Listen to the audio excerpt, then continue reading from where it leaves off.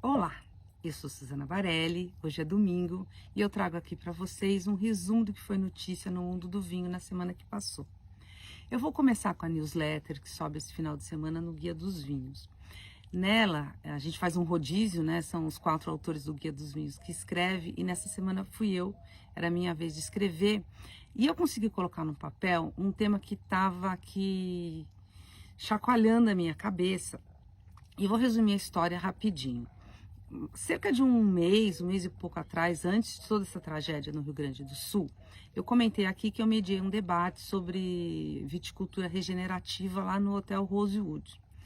E o Luiz Henrique Zanini, da Era dos Ventos, foi um dos destaques, né? Era o produtor falando, olha, como é que a gente está regenerando os vinhedos lá no Sul.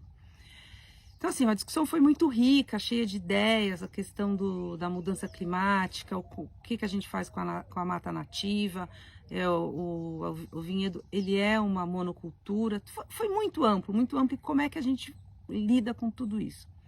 Terminou o debate, o Zanini estava fazendo o pré-lançamento do livro dele, que é um livro que ele une as histórias de vida dele, muitas das poesias, as ideias dele. Ele me deu um exemplar que eu devorei. E quando eu estava lendo, teve um capítulo que eu até escrevi no Instagram, que era sobre as araucárias lá na Serra Gaúcha. E foi um capítulo que me tocou muito, ele traz dados de como tinham árvores, agora não tem, faz várias colocações e isso ficou na minha cabeça. E aí, um mês depois, vem essa tragédia toda lá no sul, né, na região dos vinhedos, lá, não só o Vale dos Vinhedos, toda a região, teve muito deslizamento de terra, né, vinhedo soterrado, ainda se está contando quanto se perdeu de vinhedo, né, já se sabe que são pelo menos mais de 200 hectares de vinhedos que foram perdidos. Então, no meio de tudo isso, eu juntei essas histórias nesse texto que está no Guia dos Vinhos, para a gente pensar um pouquinho do impacto dessa atividade que a gente acompanha, que a gente gosta, que a gente batalha por ela, que é a viticultura, e seu impacto nesse mundo, que mundo que a gente está construindo e frente a essa tragédia horrível lá no Rio Grande do Sul. E aí eu já engato numa outra coisa, que é o seguinte: eu e a Fernanda, na verdade a Fernanda Fonseca do Pandora Experiências de Vinho a gente vai fazer um bate-papo nessa quinta-feira com vinhos de 4 pequenos produtores lá do Sul, que é a Valparaíso, a Vivente, a Era dos Ventos e a Vanessa Medin, exatamente com o objetivo de arrecadar dinheiro, arrecadar recursos, né, para ajudar a combater nessa tragédia. E queria falar que ainda tem várias vagas para quem estiver interessado. É um bate-papo, a gente vai falar dos produtores, vai falar dos vinhos, vai ser, eu garanto pelo menos que vai ser um bom bate-papo e que os vinhos são bons. Quem quiser informação, me escreve em inbox, eu vou adorar que vocês participem. A gente está cobrando R$300 e as inscrições todas vão reverter para instituições de caridade que essas 4 vinícolas vão indicar lá no Sul. É isso, dia 23, 19 e 30 no Baco Divino. Além disso, foi uma semana agitada, que eu vou até parar de falar que é semana agitada, porque cada semana está mais agitada do que a outra. Na segunda, começou com uma degustação bem interessante, completou, a Mistral importa os vinhos do Castelo de Montepó, e chegou no Brasil o Sassalouro 2021. Que marca a 30ª safra desse vinho, que é um ícone ali em Maremma, na Itália. Então teve uma degustação, o Tancredi Biondisanti veio para o Brasil para essa degustação, então foi bom conversar sobre a história desses vinhos na Toscana. Além disso, passaram por aqui e renderam boas conversas. Um é o Santiago Maiorca, que a gente chama de Santi.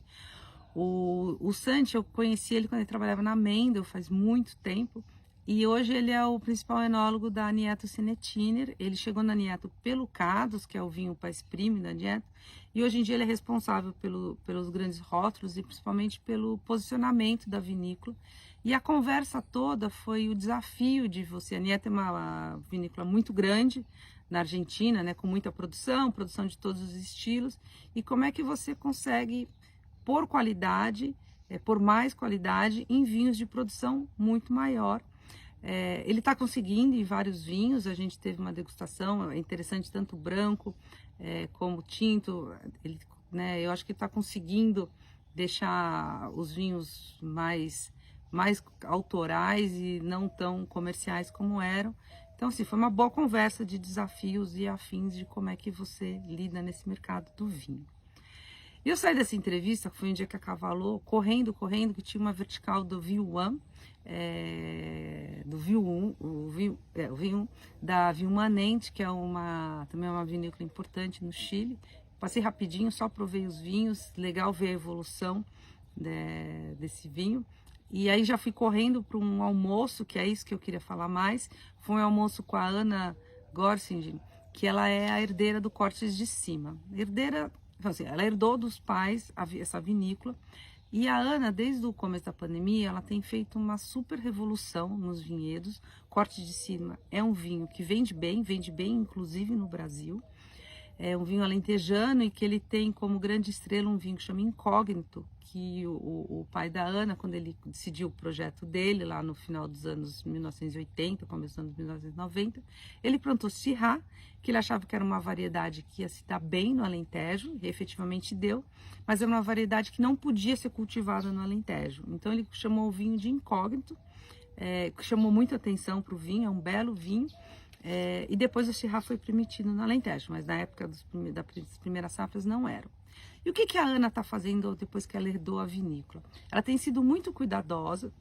Ela, primeiro assim, ela contratou especialistas para definir poda, melhor hora de poda, melhor vinhedo, fez um monte de calicata, que é aqueles buracos que a gente faz para entender o subsolo.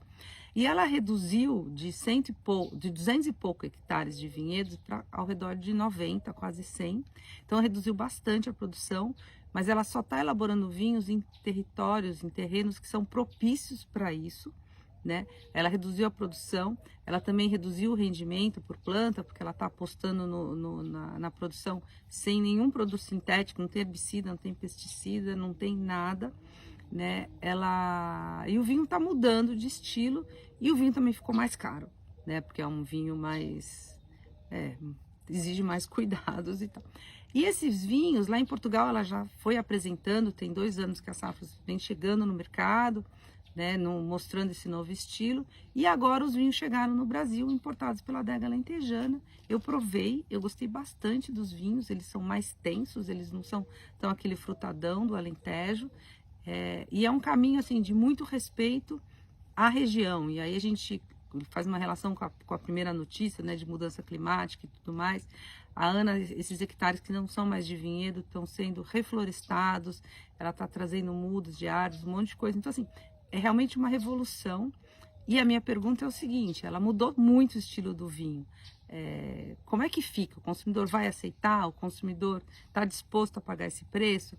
E aí a gente lembra, por exemplo, falando com a Ana, eu lembrei muito do Gravner, que é o grande nome do Friuli lá na Itália, e ele fez a mesma coisa, né?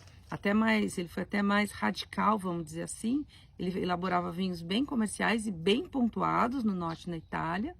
E depois de uma viagem que mexeu nos conceitos dele, ele falou, não é isso que eu quero fazer. Começou a fazer vinho em ânfora, agora só variedades autóctones da região. E hoje é um sucesso também. Mas ele teve que abrir mão de um sucesso mais comercial, fazer todo esse trabalho, e hoje tem um vinho que fala mais com ele, que é muito o que a Ana está fazendo e que é interessante ver o que vai acontecer. Esse é o texto que eu escrevi para o Paladar. Além disso, tem uma degustação do Jean-Claude Mas, que é o grande produtor da região do Languedoc. Ele tem vinhos de boas faixas, são em geral vinhos de boa relação qualidade-preço, alguns com rótulos que valem bem a pena. Essa foi uma das degustações, e depois teve outra degustação também legal, que foi na Che France. A Che France, o ano passado, ou o ano retrasado, ela comprou a Sociedade da Mesa e herdou um grande clube de vinhos. E agora o desafio do Felipe e do Eduardo é trazer vinhos para esse clube. E eu acho que o Felipe, ele é um bom degustador e ele consegue trazer vinhos franceses. A maioria é francesa, ele tem de outros países também, mas que tem um preço que consegue entrar no clube. O clube se tem também a venda garantida. Então, assim, é interessante, assim, vários rótulos que eu provei, ainda vou escrever disso, com boa qualidade, com preço bom, para quem quiser conhecer mais de vinhos franceses. As notícias internacionais. A primeira, eu queria fazer um brinde aqui, é uma brasileira que infelizmente é pouco conhecida dos brasileiros do mundo do vinho, que é a Luma Monteiro. A Luma mora em Londres e ela ela tem uma lista no mercado londrino que é muito importante, que são das 100 pessoas mais influentes no mercado de bebidas. A Luma ocupava a 83ª posição, 83, e nessa edição ela passou de um ano para outro para a 31ª posição. É um super, né, um pulo grande, que mostra que ela faz um trabalho lá em Londres com bons resultados, bem reconhecidos, e sabendo que não é fácil ser mulher, ser brasileira no mercado europeu. Então, Luma, super parabéns por esse reconhecimento. E as outras duas notícias que eu ia chamar a atenção, primeiro saiu um artigo na Manager International, que ela coloca assim, que como está difícil agora para as vinícolas fazerem seguros, que desde dessas catástrofes, ela pega principalmente os exemplos nos Estados Unidos, desde essas catástrofes em vinhedos, que a gente está acompanhando agora no sul do Brasil, mas você tem incêndio nos Estados Unidos, é bem comum, você tem essas geadas e tudo mais, e como encareceu muito o custo do seguro para o viticultor. Acho que é um tema que a gente tem que ficar bastante atento, porque essas mudanças climáticas estão aí, né, mudando todo o setor, para ser simplista, só falar que está mudando. E outro ponto que eu ia chamar a atenção é que continua o lançamento, né, dos Amprimers, que é a apresentação da safra de Bordeaux do ano passado, para os especialistas, e os grandes vinhos continuam chegando ao mercado com preços mais baixos. Né? Você tem, por exemplo, o Pape Clément teve uma queda de 6,7, que comparando nem é tão baixa. O Chateau Clos du Tournelle, a queda entre o que foi lançado de preço base no ano passado e esse ano para a Amprimère de 38,7%. E tem vários outros exemplos de vinhos que estão chegando aí, grandes vinhos de Bordeaux com preços mais baixos em comparação com a Amprimère do ano passado. Também uma coisa para prestar atenção. É isso, desejo a vocês um ótimo domingo. E espero que vocês se animem para ir na minha palestra no dia 23, que eu falei, lá com verbas para o Rio Grande do Sul. Obrigada pela audiência.